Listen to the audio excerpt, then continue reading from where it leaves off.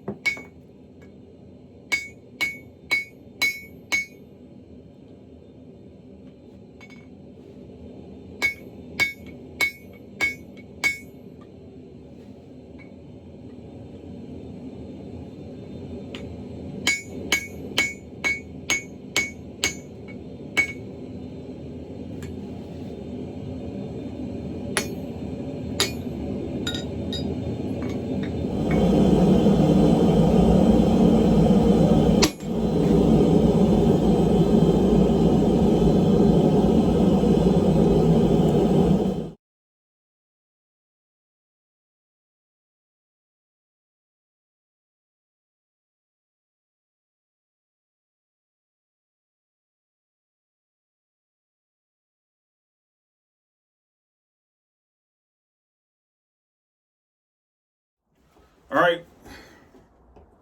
All right, well, that was a lot of fun and a lot of work. I'm tired. But here's the hammer.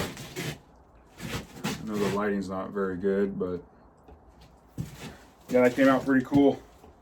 I'm pretty happy with the way that turned out. But I think it looks really cool, you know, seeing the splines of the axle shaft. And I got this idea from Cypressville Forge on Instagram. I seen he had one, and I'm like, man, someday I want to do that. So I went ahead and did it. But and you know, there's this little hole here from when they make these. I'm not really worried about that. I mean, I'll contour the face a little bit, but I won't be using this hammer very much. I mean, I don't really use a Dogheads hammer. It's really it's just mainly for look. I think it looks cool, you know, sitting on a hammer rack. But I'll definitely use it here and there. But yeah, so managed to forge out 6 hammers. Well, 5 hammers plus a hot cut, top tool hot cut, one that you strike. This one right here. It's really nothing pretty. I mean, it's just a tool. Doesn't need to look cool. But oh, and then this cross peen I made too. I'm pretty happy with that. This thing came out pretty good. Oh, probably can't see that very well, but yeah, that came out pretty good. But I will be changing up some of my dies. I'm not very too much fooling around trying to, you know, when you're widening out the cheeks of the hammer, the way I do it, as you can see in the video, you know, I'm kind of, it's too much fooling around where I got to put the drift through the frame. So I'm going to end up making some more of this style die, but turned, you know, turn it 90 degrees. So that way I can just, you know, bring the hammer straight into the press and I don't have to fool around. So that's another project for the future. But other than that, it's a short video. I hope you guys got something out of it. I hope you enjoyed the video and y'all have a good day.